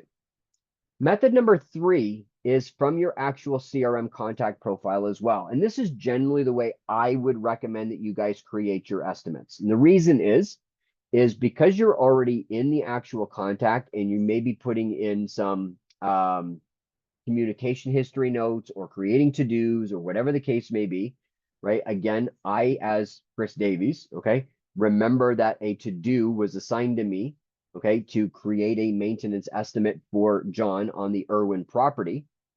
Okay, so again, we need a visit for a design build, but there's the one that we were talking about here to please create a maintenance estimate for Mark Johns. Okay, I can now put this in progress. Okay, sorry, not completed, in progress. So I hit the wrong button. Okay, click on save changes. And now whoever, like if LMN Academy wants to follow up with this, they can see that this is currently in progress. So we're currently doing this. Now in the communication history, I can see exactly what Mark wanted. Okay, so we know that they want an actual maintenance estimate for the Irwin property. So now I can go to the estimates tab, and under the estimates tab, I can create a new service estimate. I already know that it's from Mark Johns. I'm already in his contact profile, so I don't have to search up the customer, as well as I know it's for the Irwin property. So I can just go to my list of job sites and select the Irwin house. Okay, and everything else will automatically get changed for me. So again, I personally, again, you guys do you, but I personally find this the best way to create your estimates because it provides a little bit more accuracy, okay, a little or a more of a reduction of potential error, okay? So in this case here, I just need to change this to my maintenance division. So again, address, division, custom text field. Okay, I know who the salesperson was. It was George who sold the project, and I know that LMN Academy, or I can reassign the actual estimator to myself. Okay, I'm logged in as LMN Academy. I'm going to stick with LMN Academy. I click on OK. My estimate gets created. Okay, so now I've got a created estimate, and it automatically defaults to the estimate date as today. I have a estimate ID number. The only thing that I'm going to change to make this really easy for myself and my colleagues moving forward is I'm just going to change the date or the custom text field to today's date, so we know what estimate we're going to be using for the rest of our sessions together. We have our estimate ID, a version number, okay, an estimate date. We can forecast when this estimate is going to close. So I'm going to say it's going to close today because it will. And then, of course, we can put our contract start and end date. Well, we're November, so we're going to basically base this contract on next season. Okay, so in this case here, I'm going to say that we're going to start this contract in March of 2025, March 1st to be exact, and this will carry us through October, okay, of 2025 as well. Now, you can either skip ahead using our calendar feature, or if you click on the actual month, you can choose what year it's for, and of course, what month you want to use it for, and of course, when that date is that's going to end. So I'm going to say till October 31st, which will give us roughly an 8-month contract, if I'm not mistaken, right? March, April, May, June, July, August, September, October, right? 8 months, okay? Now, our division is for maintenance, and we can see that our estimate is in progress. Now, if you guys are going to be practicing with the estimates moving forward to kind of get an idea of how estimates get created and so on and so forth, I would highly recommend that you use this button down here at the very bottom to exclude it from your overall statistics, okay? Any estimate that you are practicing with or trying out to just get a feel for how the feature works, you don't want it to affect your overall pipeline. Okay, so by clicking on this exclude from stats button, any of the data that's contained within the estimate won't affect your overall sales pipeline. So your estimates to date or your estimate total numbers, how much you got pending, how much you got lost and sold, and all that kind of stuff will not get affected. Okay, so I do highly recommend you use that feature moving forward. Okay, I might also even suggest creating a estimate status. Okay, that this is just a template or it's a practice estimate. Okay, again, it's a template or a practice estimate. It's not going to be moving any forward, or it's not going to be going to a customer at any point. Over on the right-hand side, we've got all of our client information. So we know the actual billing address, the phone number and email address. We know where the job site is and where the job site address is. Okay, if we've made a mistake, we can always change the job site or the client if necessary. Down the bottom, we know who the salesperson was, who the estimator is, and of course, our overall confidence level. So I'm confident that this estimate is going to close. I'm going to put it at 90%. And of course, now we have our tracker to let us know who was the last person that edited this estimate and when, okay, by the logged in user credentials. So that's page number 1, okay? Again, just to give you a good high overview. Everybody okay with that? Any questions on that? Can I continue on? Again, thumbs up if we're good to carry on. Perfect. Oh, I'm getting some fanfare. Nice. Okay, so you like this. Perfect. So to get started or to start building out your estimate, you're going to go to the services and pricing tab. Okay. And along the top, it will just rehash or refresh your information of what you're going to be pricing this estimate based on. So in this case here, we know that we're using our 2024 fiscal budget with 0 man hours, 0 cost, 0 break-even dollars, 0 total price, 0 net profit margin. We haven't done anything yet. So none of this information is going to populate. Now, additionally, what's different with a service estimate versus a design build or a standard estimate is this field right here where it gives you a per season total. Okay, again, because you do have the ability to charge your customer per season and then divide it up into monthly payments. Okay, it will give you that breakdown on the actual top of the page. All right, so that being said, our mowing service that the customers requested, that's going to be on a seasonal contract. So I'm going to click on add service and I'm going to select a service type. Okay. Now, this needs to be set up in your accounts as well. Okay. This portion or this part of creating an actual estimate. So to create an actual list of all the services that your customer or that your landscaping company offers your clientele, Okay, this is another setup feature. So we go down into our settings menu, and although it's not an estimate setting, it is an overall job setting. Okay, so again, you can see your service types listed here. You need to create services in your account, and services, just to make this really easy for you guys moving forward, the service type generally does two things in LMN and two things only. Number one, it basically determines how that service is to be billed by default, okay? And how it is to be scheduled by default. So when you set up your services in your list, so if I were to look at my mowing service, for instance, I believe it's on page number 2 for some reason, or maybe it is on page number 1. Hold on.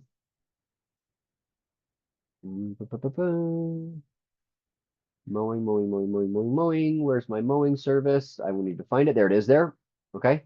My mowing service is generally billed out in a seasonal or included contract, which is taxable, and I schedule it weekly, right? I cut grass every Tuesday at this customer's house or every Wednesday at this customer's house and so on and so forth, right? So it is billed out on a monthly contract and I schedule it out weekly. So now when I want to take this mowing service, okay, I want to add it into my actual estimate. So I'm going to go back into my estimates list. I'm going to go to my service estimates list. And by default, it will show me which estimates I've created or the most recently. Okay, so again, oh, did I not click save? I thought I did. Hold on a second here. And if I didn't, I apologize. All right, so we're going to go to Mark Johns, go to the estimates that we've created. And there it is there. Okay, so there's the November 25th estimate. Okay, very, very straightforward, very nice and easy. Okay, we can go to our services and pricing list, and now we can add in our mowing service because we've added in that type. So again, we'll just scroll down here to mowing. We're going to build this out per season. And next year, we're going to do 26 visits over the course of the year. Now, the next filter or the next option for when you're creating your actual service estimate is to assign a cost code to this. Okay, and we haven't talked about this yet. This was that last setting that we need to set up. So I'm going to save my changes to where I'm at right now. And I'm going to go back into my settings menu and now start taking a look at my cost codes. Cost codes in LMN, okay, essentially do, well, connect your LMN information to your QuickBooks information. So how exactly does all that work? Okay. Well, essentially, you're going to be creating cost codes that connect to the chart of accounts or the service items within your chart of accounts in your QuickBooks account. Think of it as a bridge. Okay. LMN is a business management software. QuickBooks is an accounting software.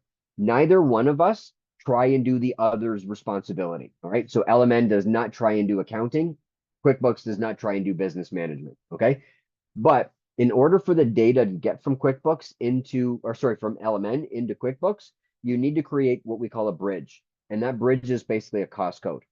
So essentially what this is going to allow me to do now is if I create a maintenance cost code, it's going to be able to track the sales or the estimated revenue on any contract that I create in LMN when I move it over into my QuickBooks account, as well as any of my labor costs associated with any of the maintenance work. And additionally to that, I can also track when I start looking at the overall sync process.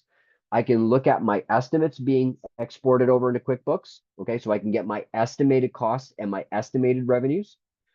My timesheets can also be exported over into QuickBooks to my maintenance division so I can generate payroll against my maintenance costs.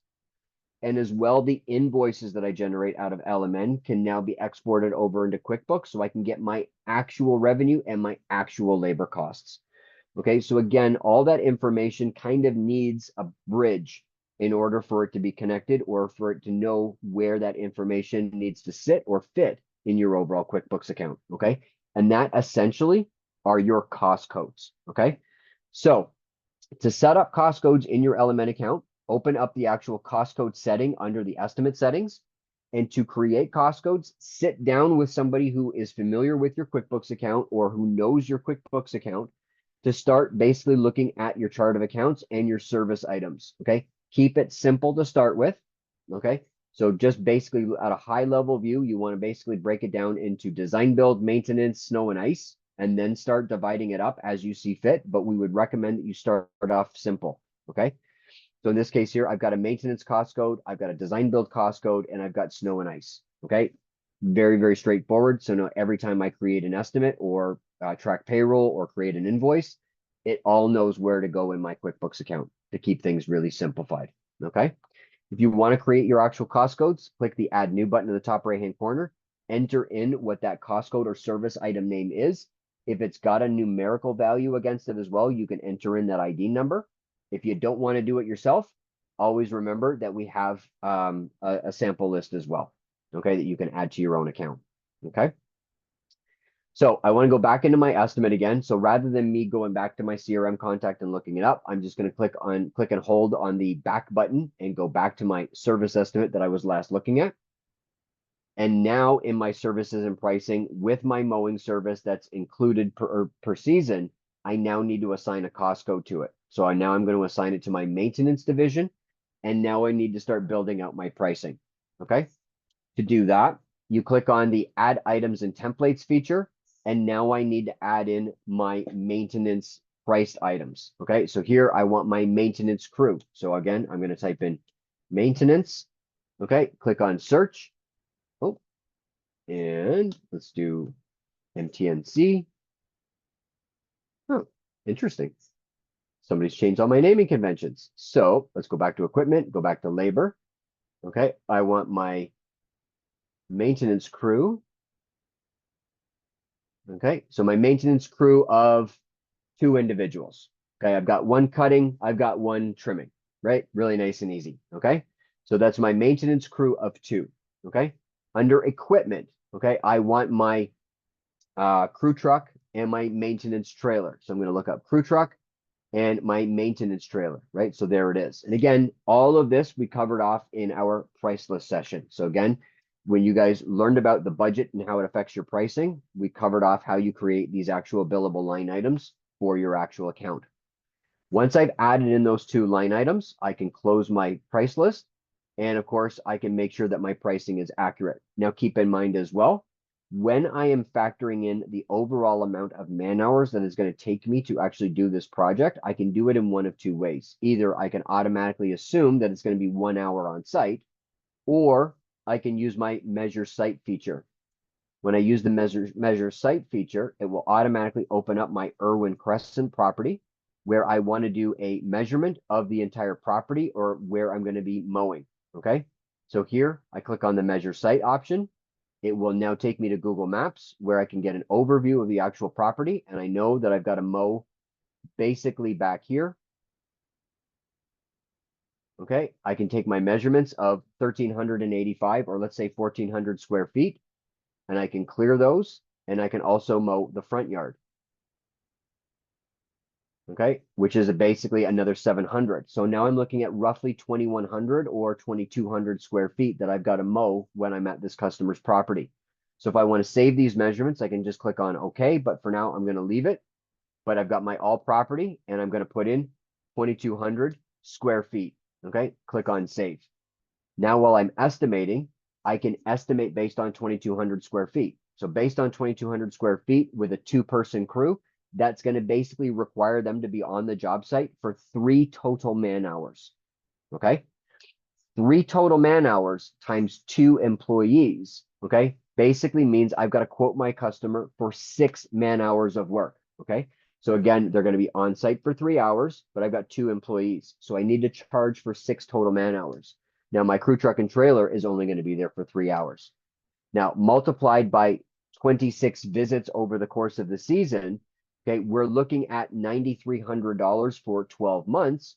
Or if we divide it up by the 8 months that we're going to be charging our customer, it's going to be $1,165.22 per payment. Okay. At the very top of my page, I can see we've got 156 total man hours so far. A total cost of goods sold of $6,300 or $6,400. With my overhead recovery, I'm basically adding in another roughly $2,000, okay, contributing to my overhead, and a total price of $9,000. So I'm making just under $1,000 okay, on this project, or 10% net profit. Okay, I want to save my changes. Now, remember, Mark asked for fertilization as well as bed maintenance, but he doesn't want it billed the same. Okay, so in this case here, we want to add in a service for fertilization. So again, I'm going to look down at my FERT applications, which are going to be billed out per visit. There it is, fertilization, billed out per visit. So for each visit, how is it going to get billed? So I'm going to go to my cost codes again for maintenance. Click on OK.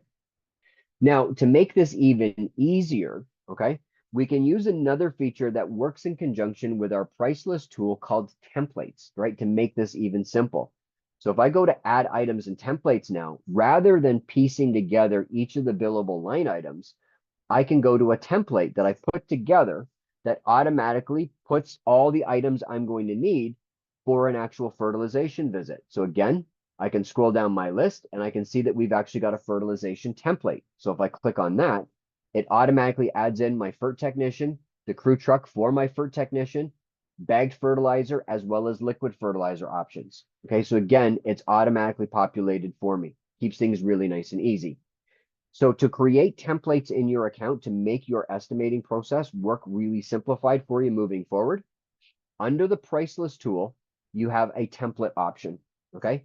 This is where you can start pre-building templates for maintenance services that you guys offer your customers.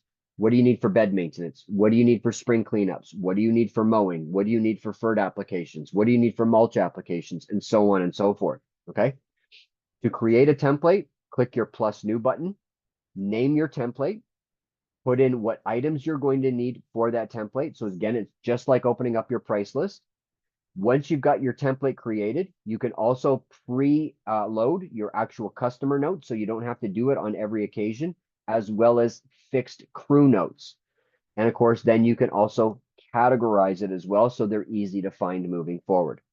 So if I go back to my estimate, rather than creating a template for this, okay, I already have one listed and I already used it to actually build out my FERT technician. And just like we did before, okay, we can measure the site. We know that it's 2,200 square feet, and we can use something else that is built into these features called production rates.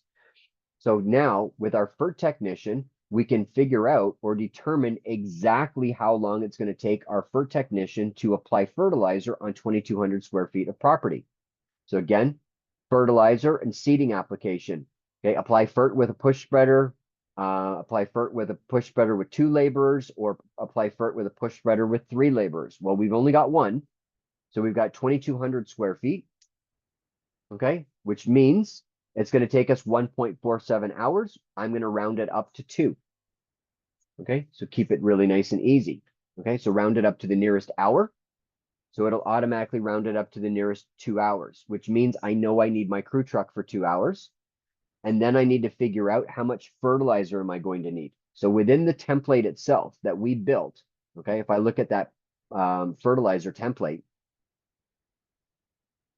fertilization, go into my items, okay, I can basically determine how much fertilizer am I going to need per bag. So in this case here, 1 bag of fertilizer will cover, and I'm just going to round this up right now to 50 square feet or 3.7 square feet.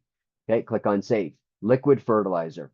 Okay, I can cover 1,000 square feet per ounce. So it'll just determine how many ounces of actual fertilizer do I need for that property. So again, back in my estimate,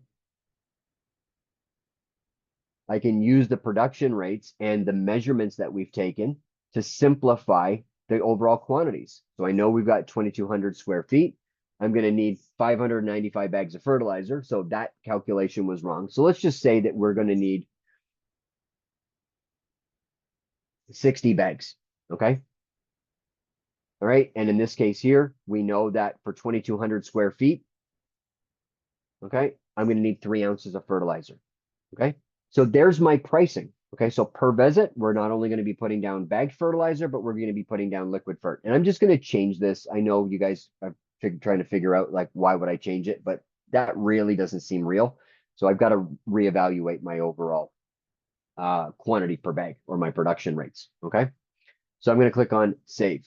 Now, of course, as well, okay, I've adapted, okay, my pricing. I've I've customized my pricing overall, which you guys can do on any service that you guys create in your account or on a total price option. So in this case here, we're looking at $258.50 per visit. Now, if I want to change that to an even $300 for every fertilizer application, I can go into my customized per visit price, and I can say that this is now going to be $260. So I'm going to round it up a little bit. Okay, $260 per visit. Okay, is how much we're going to bill for each fertilizer application, or we'll get a little bit more out of this. Okay, and I can say we're now $300. Okay, so at $300 per visit, we're now at a total cost of $6,500, a break even of $8,500, and a total price of $9,600. So we're now stretching out to 10.8% net profit. And you might be wondering, well, why is this number total price different than this number here of total seasonal contract? Well, that's because we're billing out fertilizer per visit, not by seasonal. Okay, so this is just breaking down my seasonal pricing. This is breaking down my total price of this contract. Okay, now we need to add in that third service, right? The bed maintenance. And I'm going to show you another tip and trick that you guys can use. So rather than going to services and pricing and adding service, you can also take a service that you've quoted out on another proposal by using our import feature. So the import feature will now allow us, okay, to start borrowing from other estimates where we've done a bed maintenance service. So in this case here, I know that last week when I put together another estimate for Mark Johns, we added in a bed maintenance visit. So I could basically take that service that we pre-quoted and add it into this estimate. So this estimate is bed maintenance per hour now. So all I have to do is change that one. And now I can basically take my lead hand who's going to be on site. Again, let's calculate it all out. Or let's just say that to do bed maintenance, it's going to be one individual. It's going to take them 4 hours. I'm going to need the crew truck and trailer there for 4 hours, and so on and so forth. So again, I can use what we've already captured before in an actual import rather than doing everything from scratch again, okay? Or even using a template. If I've already quoted it out, maybe in that neighborhood, I already know exactly what's going to be used, what I need. I can just borrow from one and add to another, right? Keeping things really, really straightforward. Now, keep in mind as well, guys, that if you guys are interested in creating templates in your account or making your lives really, really easy moving forward, anything that you guys create manually, again, we want to get away from manual. We want to automate as much as we possibly can. But that mowing service, for instance, if I want to save this as a template, because this is what we're going to need on every mowing visit moving forward, you can also click on this little down arrow and save it as a template. Sorry, you have to save your actual estimate first. Apologies. Okay, but under your actual down arrow, save it as a template. Okay, populate the actual name of what that template is, mowing. Okay, and then it will ask you to add in your notes and so on and so forth, right? So here's our actual mowing estimate. Okay, now the next things that we want to do is make sure that we've got crew notes for all of this. So again, I want to put in instructions for my mowing service. I've already got them for my fertilization service, and I've already got them for my bed maintenance service, right? I imported or I took what I already had. Client notes, I've got a description for mowing that I can add to this. So again, I can go into my terms and conditions and add in my mowing description. Okay. If I look at my fertilization, I've already got my description, and my bed maintenance, I've already got my description. Okay. But now what we need to do is set up our contract. Okay. So we go to our contracts tab now, and now we need to create a contract for this estimate. I apologize ahead of time, everybody. I know we're close to our 4 o'clock cutoff, so I'm hoping that you guys can stick around with me for an additional 5 or 10 minutes max, okay? Just to cover off this last little step here on creating our contract and showing you guys how you can send the proposal over to your customers, all right? So if you guys don't mind, stick around with me for an extra 5 or 10 minutes, okay? And I'll make sure that it's worth your while, all right? So based on the information that we've put together so far, we know that we've got a contract that goes from March until October. We know that we've got $9,300 in seasonal contract features divided by 8 months. we can then decide what day of the month do we want to basically build this out. And we're going to say the end of every month. We know that we've got our monthly contract services that are taxable. We just need to adjust this to go to our maintenance division.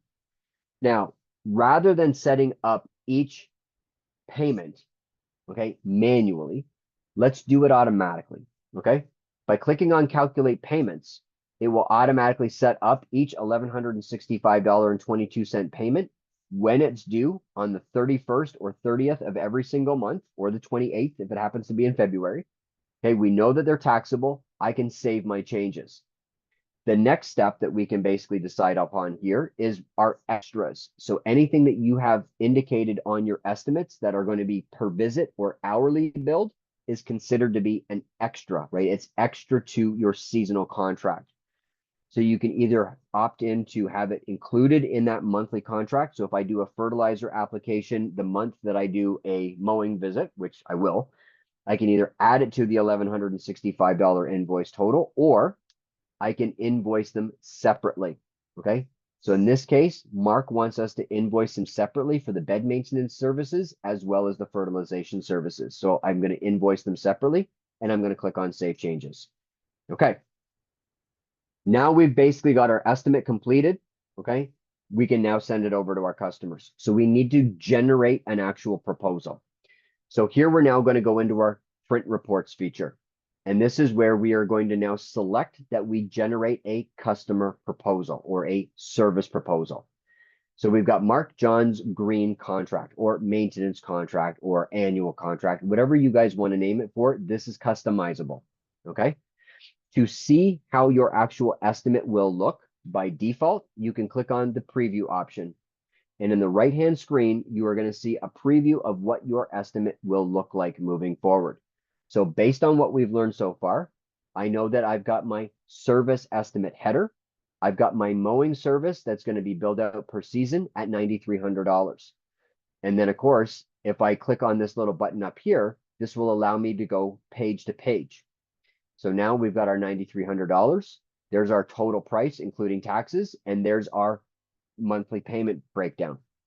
We know we're doing fertilization that's billed out per visit at $300 per visit, and there's my actual description of my fertilization service. And if I scroll down a little bit further, I've got my bed maintenance that's billed out per hour and per unit. There's a description of what we're going to do, and there's our pricing for our lead hand, our crew truck, and of course our mulch and everything else we're going to need for a bed maintenance service. And of course, following that, at the very bottom, we have our legal agreement, right? What our customer is agreeing to and what we're agreeing to as our contractor. Now, if you want to customize this even further, you can do so by clicking on the pricing options tab over on the left-hand side. So if there's things that I want to hide or show, I can choose from this menu here. Once you, if I want to choose or to hide my visit count or to show my visit count, I can unselect that option and click on preview. And in this case here, now my mowing will show that we're going to be doing 26 cuts over the course of that seasonal contract, okay? And again, nothing else has changed at this point, right? Keeps things really nice and easy. But here's the next really cool feature, okay? And this is why we recommend that when you guys are setting up your customer portal, you leave that proposal options box unselected, okay? Because now, rather than downloading this as a PDF, saving it to our computer, renaming that file, and attaching it to an outgoing email, maybe out of Outlook or Gmail, I can actually send it directly out of LMN. So by scrolling down my page and clicking on this email and publish proposal button, okay, a new screen will pop up for me to give me some customizable features, where now here, I can send this to Mark, but maybe I also want to send it to Joanna. So I can click on the CC option, okay, and basically include that I also want to include Joanna in this email. Okay, so here is a billing contact, so I can include Joanna, right? So now I've got Joanna's email, but remember, Joanna said do not email her, so we can take her out as well, okay? Additionally, this is always going to come back. Any reply that the customer makes, whether they agree to the proposal, request a change to the proposal, or what have you, any reply to this email will automatically go to the salesperson, okay? So in this case, or to the estimator. So in this case, I may want it to go to George as well. So I want it to go to George Brown, okay? and maybe somebody else. Okay, so again, I can determine who else I want to get that copy. So, okay, maybe Chris wants to get this copy, or maybe George wants to get this copy, and so on and so forth. Okay, then I can put in any notes that my customer is going to read. I can also, if I choose, customize, okay, the overall email by putting in a specific message. So over on the right-hand side, this will give you an overview of what the actual email message will show. And if you want to customize this to say, hi, Mark, for instance, so rather than just hi, okay, maybe hi, Mark, or hi, Mark and Joanna, okay? And if you want a preview of what this estimate will look like, you can click on send me a preview, and it will email you out of LMN directly to your email address that's associated with your username and profile contact, a copy of what this email will look like. Okay. At the very bottom, you can then also choose if you want to attach the PD or attach the estimate as a PDF attachment. So that way the customer can then forward it on or open it up from the PDF. And as well, you can secure the access to this by clicking this little slider to let your customer know that they need to create a username and password for your actual customer portal in order for them to be able to view the actual proposal. So it gives you a little bit more security, okay, for that actual proposal. So in this case here, I'm going to turn that one off. Now, once that's done, okay, once I've filled out all of these features or once I've customized this to my extent, I can then click on the email and publish feature in LMN. Now, once I've done that, okay, Mark will receive an email that will look something like this. So not only do you actually get to see when it was sent over to the customer, but the customer will receive an email that will look something like this. Then I'll move it over so you guys can read it, okay? So there's the actual proposal, and there it is. Hi, Mark and Joanna. Thank you for the opportunity to work with us, right? So the standard messaging, but I customized it a little bit. Additionally, at the very bottom, there's the PDF copy. Now, if the customer wants to just view the proposal and sign off on it, they can click on View Your Proposal. They'll automatically be taken into our customer portal, and this is where that status mapping feature comes into play. Here now, if the customer clicks on Approve, the estimate will automatically get converted to a sold status. And if we click on Reject, the estimate will automatically be completed or updated to a lost status. Now, if the customer wants to view the proposal, they can click on this little blue underlined View Proposal option, and the PDF will appear where they can now actually sign off on it. So again, 26 visits per season, 9,300, okay, and so on and so forth. They can view the proposal, read through it, read through all your terms and conditions, and they'll note at the very bottom that there is an area for them to sign. Now, in the proposal, if they do approve it, okay, again, they can view the overall proposal, zoom in as they're going through it. They can enter in their name. So I'm going to enter in my name as Mark Johns. Okay, I want to draw in my signature. So for those of you that are using DocuSign, okay, maybe you guys can save yourself a couple dollars here. Now your customers are basically using a DocuSign feature where they can put in their signature and of course their initials. Now, what this essentially allows you guys to do is if they click on the preview signature, they'll be able to see now that they've signed the document and now that they've initialed every single page. I can also enter in a little message. Looks great. Thanks so much. Can't wait until 2025. Oops, no semicolon. Okay. We click on confirm and sign. You will receive a notification to let you know that an approved proposal has been signed off. If you guys go back to your actual estimate and refresh your page, okay, you will also be able to see that once you guys get that actual estimate back, if you guys click on the actual portal feature, you'll be able to see that it was viewed by the link and it was signed off, and there's your customer's instructions. If you want to view what the proposal looks like now, you'll also be able to read the actual PDF copy, and it will look like this. Okay, so again, you will now be able to see that every page has now been initialed. So the customer has read through every page of the document. And at the very bottom of the document, it has now been signed. Okay. Additionally to that, if you go back to the customer info tab, it has now been marked as sold. Okay, so again, we've automated a lot of the processes in the background, right? To make things really easy for you guys to use our portal feature. And again, this is just a simple on off. You turn your portal on, you set up your defaults, and now you can send your customers emailed proposals directly out of LMN. So it eliminates the need for you to download it, rename it, attach it to a or to an email, and then send it out. It's all captured here for you guys in your LMN accounts, right? Keeping things really straightforward and really simplified moving forward. All right. So guys, that is essentially our CRM tool and our estimating tool. I want to say it's in a nutshell, but it's not, right? It was kind of a long process. So all that being said, I'm going to end off the poll of the CRM. So thank you very much for completing that one. But now I want you guys to take a couple minutes to answer some questions based on what you've learned about the estimating feature available in LMN. So again, take the time required to fill out those questions as well. And while you do that, okay, I'm going to basically cover off what we've talked about in today's session. So to recap everything that we've covered off, not a whole lot to a degree. Okay, we learned everything about our CRM tool, whether it be the desktop application or our CRM mobile app. And together, we've now created our first estimate. And over the next 2 weeks of your virtual training sessions, we're going to be using this job for anything maintenance related. Maintenance job creation, maintenance scheduling, maintenance invoicing, and so on and so forth, right? So we have a job that we can basically use for the remainder of your maintenance live virtual training sessions. If you have any questions about anything that I've covered off, again, please feel free to hit that chat menu at the very bottom of your screen, and I will answer any questions that you guys have.